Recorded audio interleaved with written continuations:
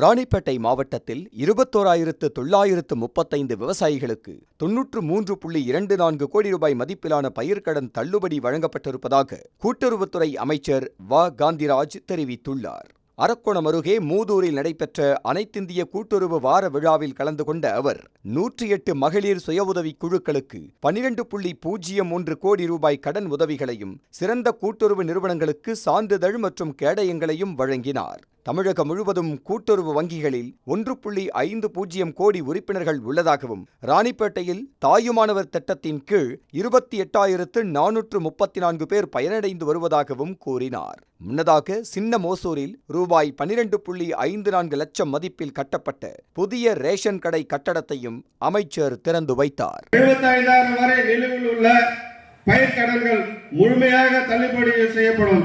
மேலும் 75,000க்கு மேற்பட்ட கடன்களுக்கு 35,000 வரை தள்ளுபடி வழங்கப்படும். இந்த திட்டம் விவசாயிகளின் கடன் சுமையை குறைத்து அவர்களின் பொருளாதார நிலையை மேம்படுத்துவதோடு வேளாண் உற்பத்திக்கும் உறுதுணையாக அமையும்.